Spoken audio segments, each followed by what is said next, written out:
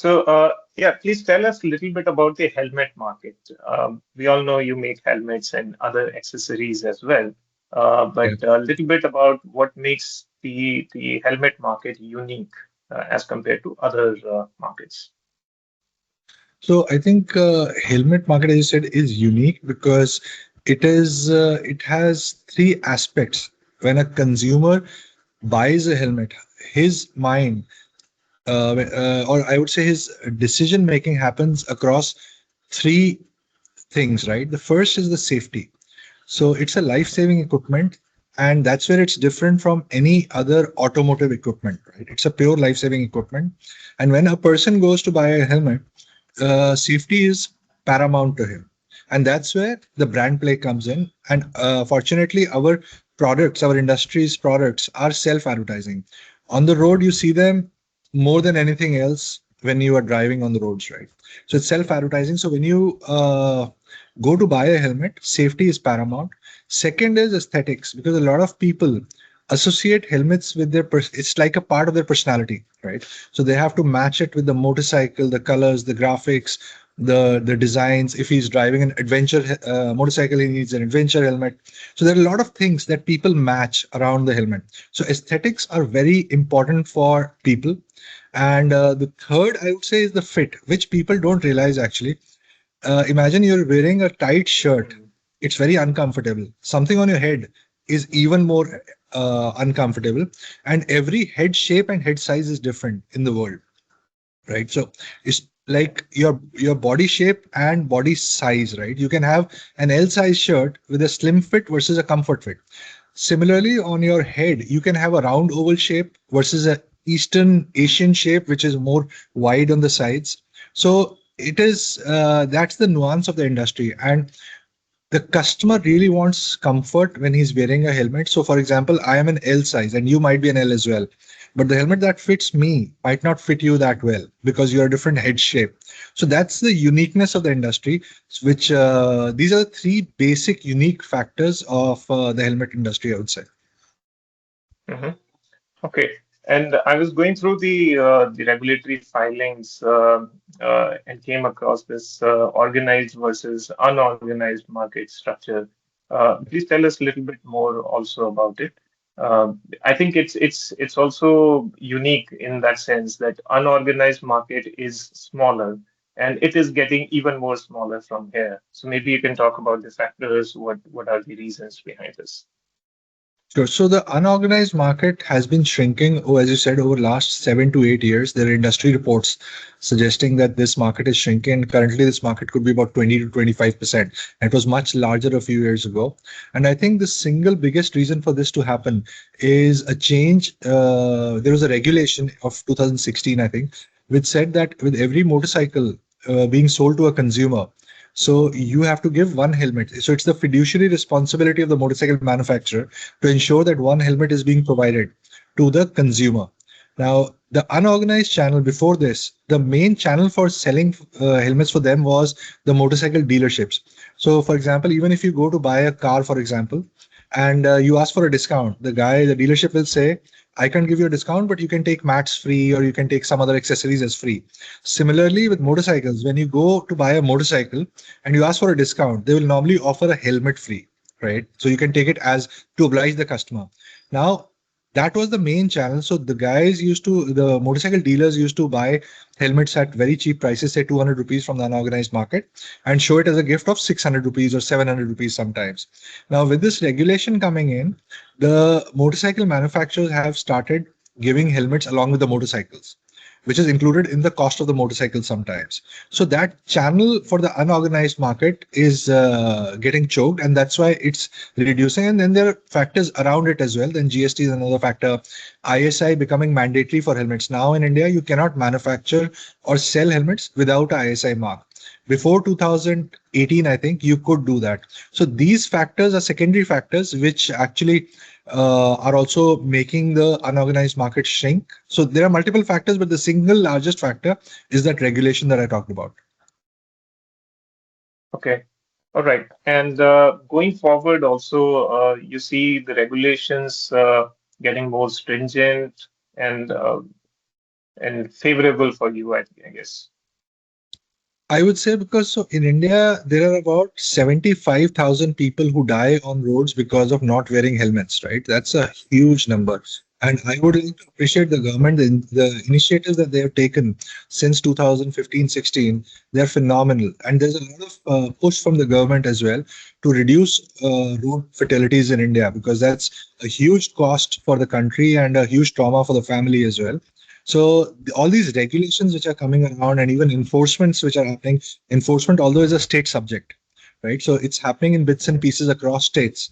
So that's helping the industry as such. But the initiative that the government is taking to reduce road fatalities is again, I would like to appreciate what they've done. Right. Okay.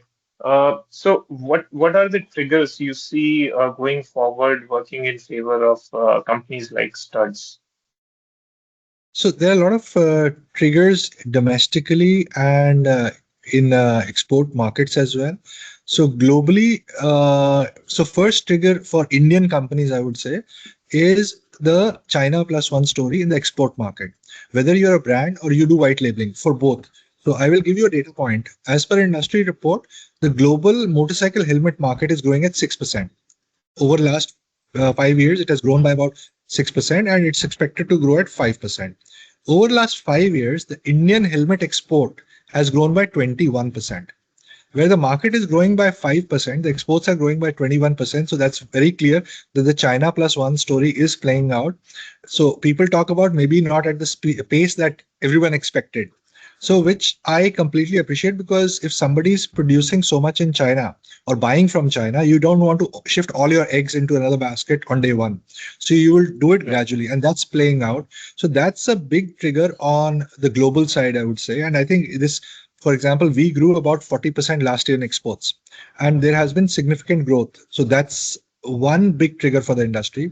Then there are domestic triggers as well. So, for example, this recent draft notification of June 2025, which mentions that now instead of one helmet, you have to give two helmets to the consumer of the motorcycle at the time of purchase of the motorcycle.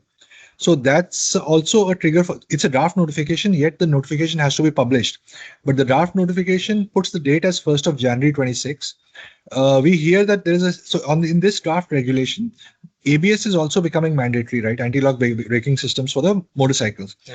There are some concerns about the capacities on ABS in India. So, but we don't know when this notification will come in. But if it comes in, it will be a big trigger for the industry as well because you are providing two helmets in the same house. So that's the strategy for the pillion rider, right? At the moment, pillion rider in India, mandatory pillion rider is only in a few cities. Like Delhi has a law mandating pillion rider to wear helmets. So it's in few cities only. So now by providing two helmets into the same house, you are actually promoting the pillion rider usage of helmets. So that's one. Then second, I would say the recent change in GST, right? So we have a replacement market as well. So averagely, a motorcycle life in India is about 15 years, and a helmet life is 4 to 5 years.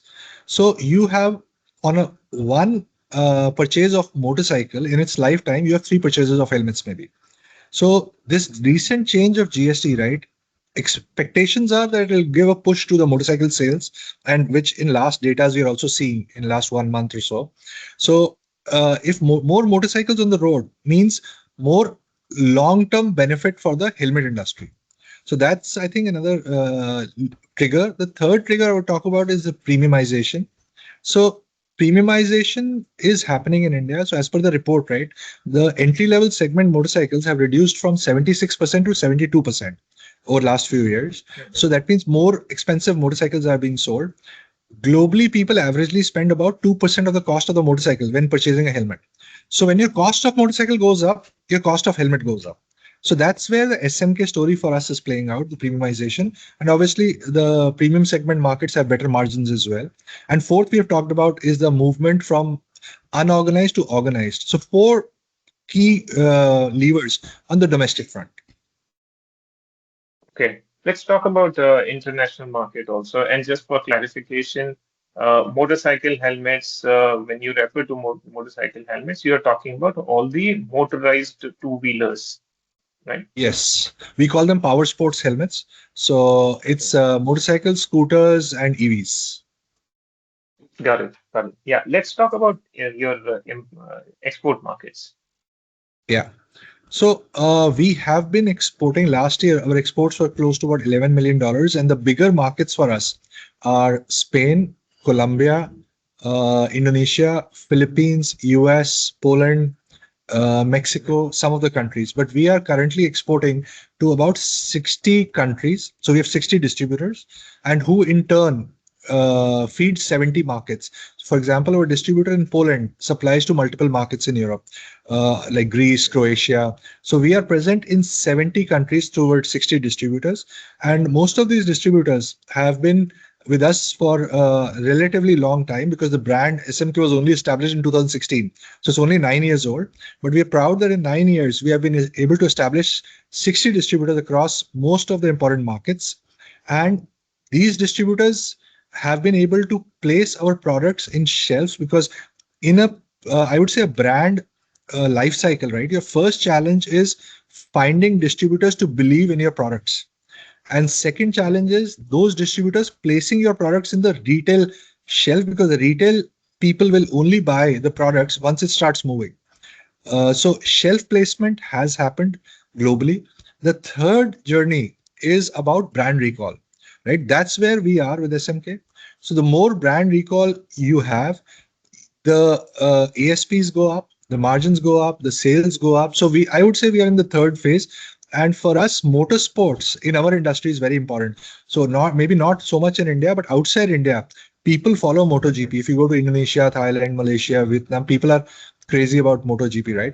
So that's kind of an epitome of, I would say, following or in our industry.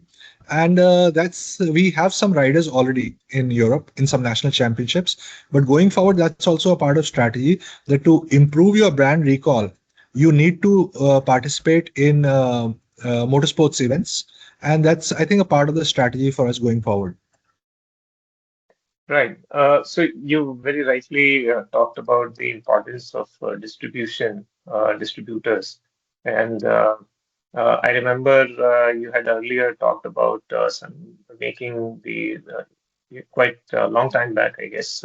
You shared equity with your dealers, distributors. Yeah. Tell us more about it. How that played out for those distributors as well as for the company. Okay. So this was in 1995 that we required some capital for the company. And actually, 1995 was the last time when we ever raised capital. We haven't raised capital after that. So there was a thought of raising the capital from the bank. But I think I was not in business then. My father and uncle, they were in business. So there, it was a, I think it was a very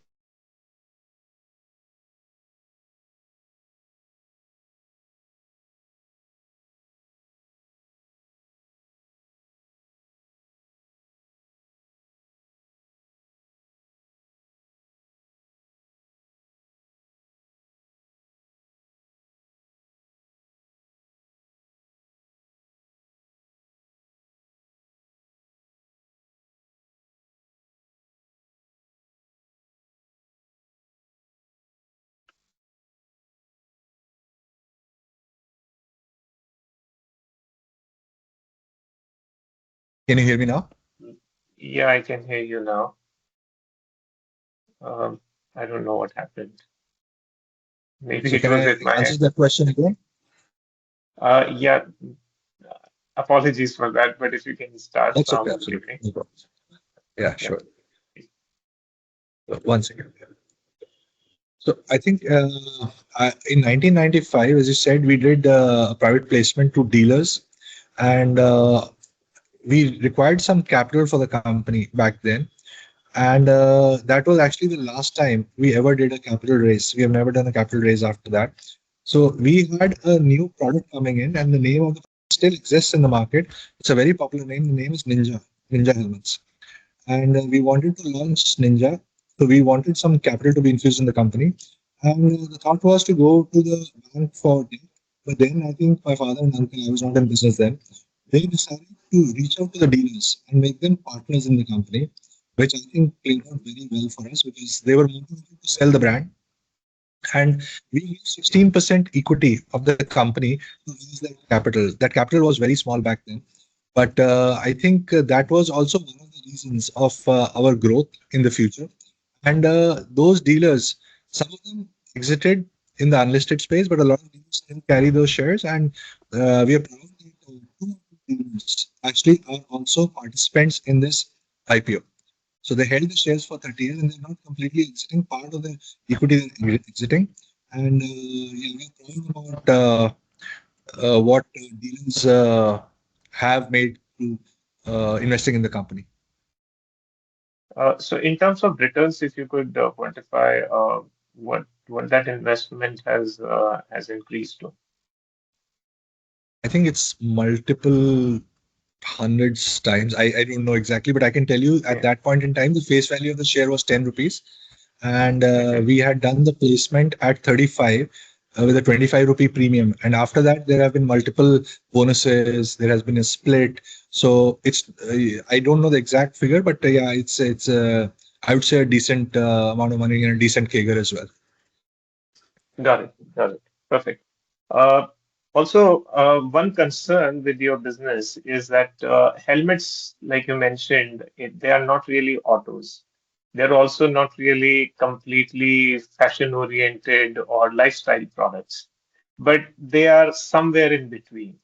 And that area precisely is usually a target for venture funded companies, venture funded businesses, entrepreneurs. So, though you have a rich legacy and you have well-entrenched supply chains, but do you see some sort of threat that maybe tomorrow, premiumization and lifestyle presence, lifestyle market, and the presence of high margins in this particular category can attract deep-pocketed players? So we have had deep pocketed players enter the industry in the last 10 years, but no one survived the industry. So in our industry, as I said, right, we are quasi consumer, quasi auto, right? We're somewhere in between. So the brand and the safety association with the brand is very important. It's not only a fashion product. So if you look at, so it's a three-player market right now. And if you look at all the three players, there is a rich legacy of over 40 years for all the three players, right? So safety for me is a perception which is built over time. The more you see a brand, the more you believe it is safe, right? Nobody tests the products. So I think legacy is a big advantage in our industry, unlike other industries, and that's been proven over last 10 years. There have been multiple players. It's not just one competition. There have been multiple players and deep-pocketed players who have come into the industry. If you look up Google, you'll find who the players are. So there have been a few players who've come in, and they did not survive, especially on the aftermarket side, because there is no brand recall for them. Although there is brand recall for them in other segments, but not in others. Okay, great. Uh, let's talk about financials a little bit. Uh, your company is debt-free. Yeah. Would you like to keep it this way, considering that not many opportunities of consolidation are also going to be to present themselves in the coming years? So if we see the right opportunities coming for us, we are not debt Mhm. averse, I'll be honest. But the company is generating enough cash for us to expand. But if there is need of more capital through debt to be infused for further expansion, we feel there are opportunities, we will definitely go that route. And but we would not like to take enormous amount of debt ever. If historically you also see, we have never taken huge amounts of debt. But if the situation commands to take some decent amount of debt, we are open to it. Mhm. Okay. All right. And your return ratios are quite healthy at currently at 20%, and 3 years back it was around 12%. And I learned that those years figures were they were on the lower side because of impact of Corona. And so, is it safe to assume that these are the base figures around 20-25% every year? These are the base figures, and the company would be able to protect them? Or do you see an upside? I'm not really necessarily looking for a figure, but any sort of guidance which doesn't put you in the spotlight, in the regulatory Sure. spotlight would be great. Sure. I think those 2 years you mentioned, the COVID year and the next year after COVID, 22 and 23, our returns had fallen. But historically, right, our returns have been uh, almost to the levels they are right now, or maybe higher sometimes. So I can't give guidance on the future, but history speaks more than I would for the future. Okay, that answers. That's as good an answer that I can get. Yeah, great. Uh, One more thing. We are coming to the end of this discussion. Yeah. And I usually ask this question, and since you have this such long operating history, 50 years is no joke. What's that one decision you would attribute the maximum weightage to? And that was the aha moment that looking back, you see that okay, this was the moment when the company took shape or took the baby steps to where we are currently. Just one decision. Mm, I would say two, if you allow me. Okay, One sure, sure. was the private placement of 95 we did to dealers. That was important for us. And second was creating the premium brand. So these would be the two big decisions which changed the course of the company. Okay. All right. And premium brands going forward, premiumization, and especially in the international markets and the export markets where the average selling prices, ASPs, are on the higher side. I believe that is going to bring the change in the margins going forward. The composition, yeah, So historically, if you see, that's what brings in the margins, right? So as your exports yeah. are growing, the premium brands are growing, your margins grow, right? So that's I think history also says that if premium products grow, that's where the margin expansions happens. So it'll depend on how we do in the future. But yes, if exports and premium products were to grow, margins do expand. And currently, your exports are at what figure? So last year we did exports of $11 million. And the first quarter numbers are there in RHP.